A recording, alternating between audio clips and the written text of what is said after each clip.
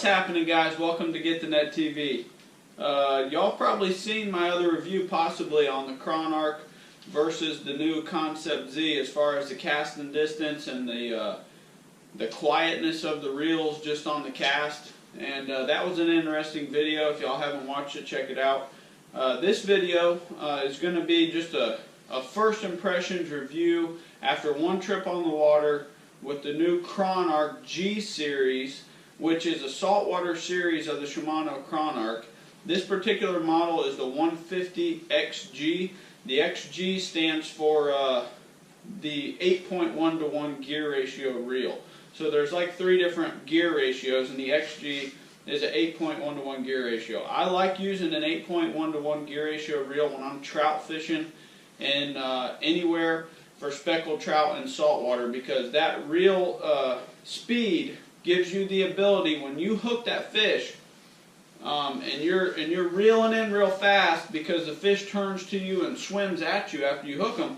You can really keep the slack out of the line, keep a nice bend, and you lose a lot less fish with a high gear ratio reel. If you have a slower gear ratio reel, you know, even sometimes a 7 to 1 is not fast enough to keep up with these trout when they turn and they come to you. It's really important with a trout because, for instance, a trout versus a redfish. A trout has a softer mouth, and a redfish has a little bit of a harder mouth. So when a redfish gets hooked, it tends to stay hooked a lot better than a trout. A trout tends to turn to you and they shake their head like that.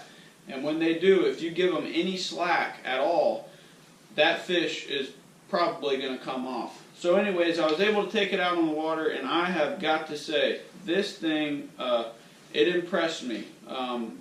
It casts very nice. It reels super smooth. The drag on it is exceptional. I mean, when you hook into a fish, if that fish takes any drag at all, I mean, it's silky smooth taking out the drag. It has plenty of power. It's got a nice, I think this is a 95 millimeter or 100 millimeter handle here, so it's really wide. That's nice because it gives you that torque. You need that bigger handle with the larger gear ratio when you hook that fish.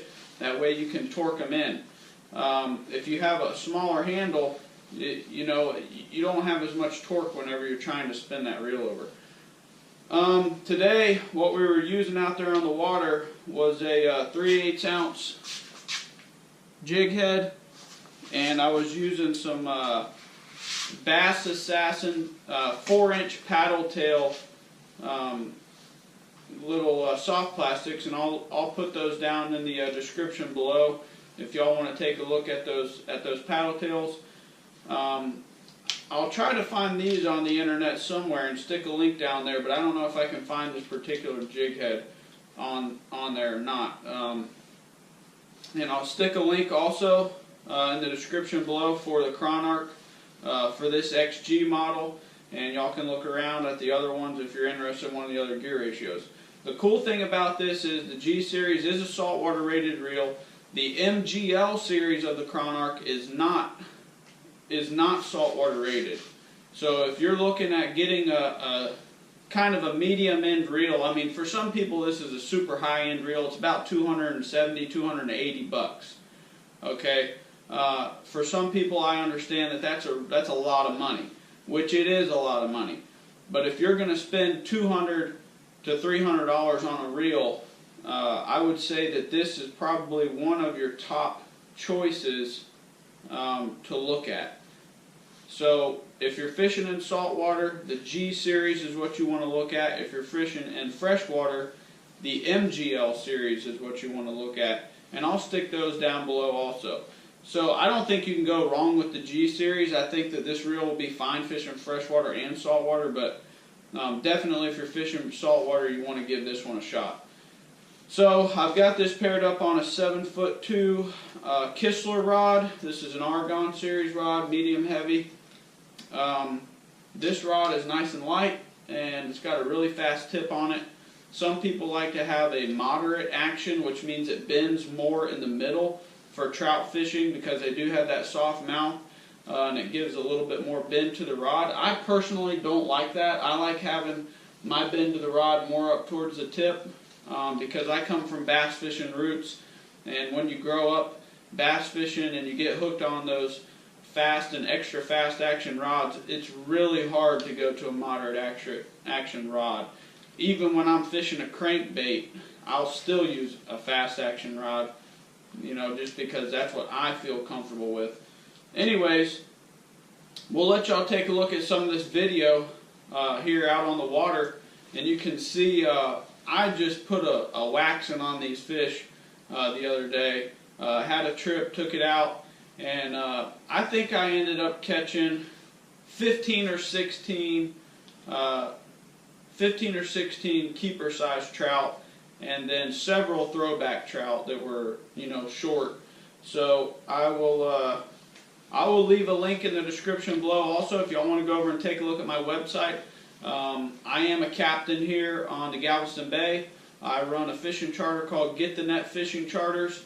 I'm going to leave that link below to my website. Go over there and take a look at my website. If y'all are ever in the area of the Houston area and you want to book a trip with me, hey, give me a call and I'll take you out there and do my best. I can't guarantee you we're going to catch fish every single time like I do in this video, but I will do my best, and I tend to catch quite a few fish. Y'all can take a look at my website, and it speaks for itself.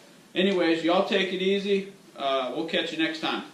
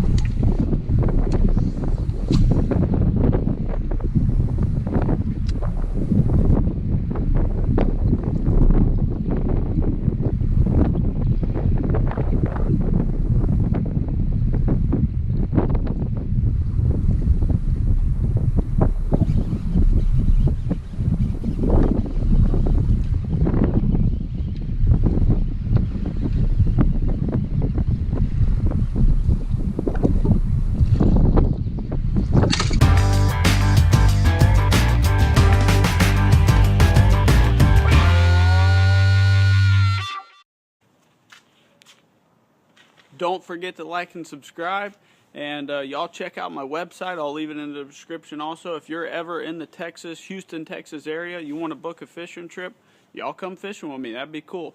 Give me a shout and we'll book a date. Y'all take it easy.